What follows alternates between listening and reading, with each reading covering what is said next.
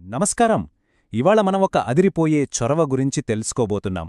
అదే బొమ్మల పల్లకి. తెలంగాణ ఘనమైన చరిత్రను, మన విశిష్టమైన సంస్కృతిని నేటి తరానికి కళ్లకు కట్టినట్లు చూపించడానికుద్దేశించిన అద్భుతమైన కాన్సెప్టిది.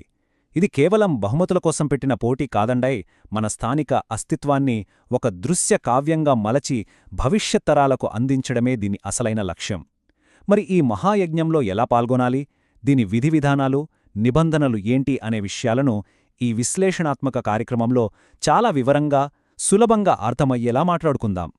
ఇవాళ మనం ప్రధానంగా కవర్ చేయబోయే 5 అంశాలు చూద్దాం. ముందుగా బొమ్మల పల్లెకి సాంస్కృతిక వారసత్వం గురించి, ఆ తర్వాత మీరు ఎంచుకోగల ఆసక్తికరమైన వీడియో అంశాలు, పాటించాల్సిన సాంకేతిక ప్రమాణాలు మరియు నిబంధనలు, వీడియోను సురక్షితంగా పంపే విధానం, చివరగా ముఖ్యమైన గడువులు మరియు ప్రదర్శన గురించి తెలుసుకుందాం. మొదటి విభాగం బొమ్మల పల్లెకి, మన సాంస్కృతిక వారసత్వం. అసలు ఎలాంటి టాపిక్స్ మీద వీడియోలు తీయొచ్చు అనే కదా మీ సందేహం? ఆప్షన్స్ చాలానే ఉన్నాయి. ఉదాహరణకు స్థానిక చరిత్ర. మీ ఊర్లో ఎవరికీ పెద్దగా తెలియని పాత గుడి లేదా శిథిలమైన కోట ఉందనుకోండి, వాటి వెనుకున్న ఆసక్తికరమైన కథను చెప్పొచ్చు. అలాగే ఇప్పుడు దాదాపుగా అంతరించిపోతున్న వస్తువులు, అంటే మన తాత ముత్తాతలు వాడిన రోళ్ళు, తిరగళ్ళు, పాతకాలపు ఇత్తడి సామాన్ల ప్రాముఖ్యతను అద్భుతంగా వివరించవచ్చు. ఇకపోతే మన తెలంగాణ ఆహార సంస్కృతి గురించి చెప్పాలంటే అదొక అద్భుతం కదా. నోరూరించే సర్వపిండి, ఆరోగ్యానికి మేలుచేసే అంబలిలాంటి ప్రత్యేక వంటకాల తయారీ, వాటి వెనుకున్న సంప్రదాయాలను రికార్డ్ చేయవచ్చు. మీలో టెక్నాలజీపై ఆసక్తి ఉన్నవారు ఆర్టిఫిషియల్ ఇంటెలిజెన్స్ అంటే ఏఐ టూల్స్ వాడి పాతకాలపు శిల్పాలు కదులుతున్నట్లుగా ఒక సృజనాత్మక దృశ్యాన్ని కూడా సృష్టించవచ్చు. మన చుట్టూనే ఎన్ని అద్భుతమైన కథలున్నాయో ఒక్కసారి ఆలోచించండి. మూడవ విభాగం సాంకేతిక ప్రమాణాలు మరియు నిబంధనలు.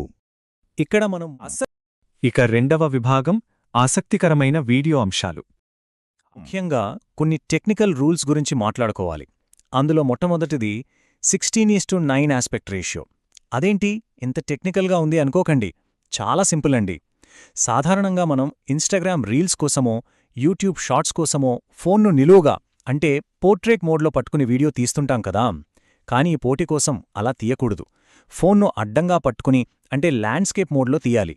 ఎందుకంటే రేపు మీరు తీసిన వీడియోను ఒక పెద్ద సినిమా స్క్రీన్ మీద కానీ టీవీలో కానీ వేసినప్పుడు ఆ దృశ్యం స్క్రీన్ నిండుగా చాలా స్పష్టంగా కనిపించాలి. అప్పుడే మీరు చెప్పాలనుకున్న కథకు ఒక ప్రాపర్ సినిమాటిక్ ఫీల్ వస్తుంది. అర్థమైంది కదా. ఇక రెండవ ముఖ్యమైన నియమం 1080p రిజల్యూషన్.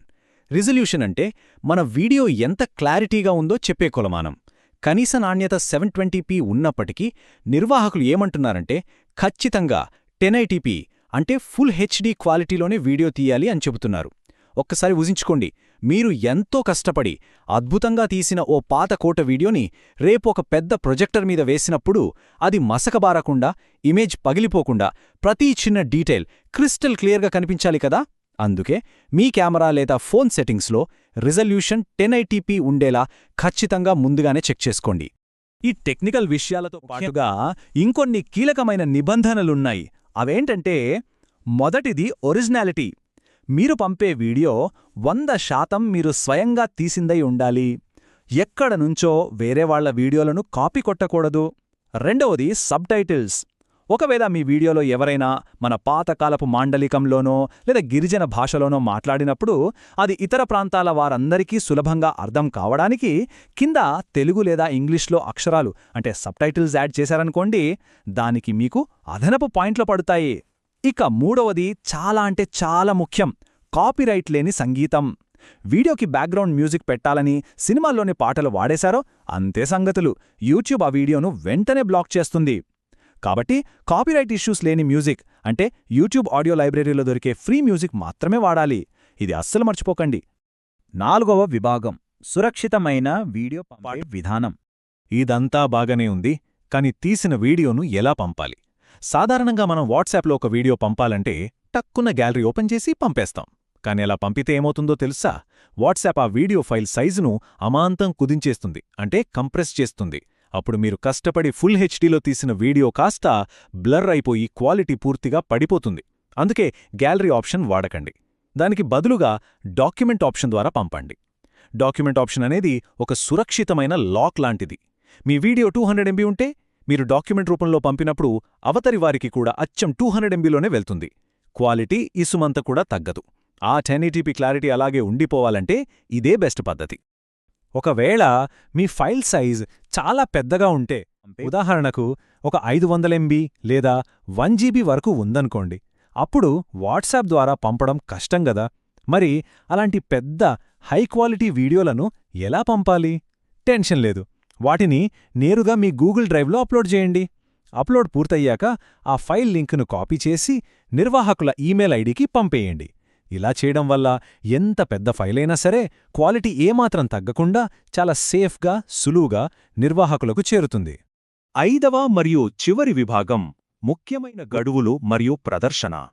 ఇక మీరు క్యాలెండర్లో మార్క్ చేసి పెట్టుకోవాల్సిన 2 ముఖ్యమైన తేదీలో ఉన్నాయి. మొదటిది మే 29, 2026. మీరు పూర్తి చేసిన వీడియోలను నిర్వాహకులకు పంపడానికి ఇదే ఆఖరి తేదీ.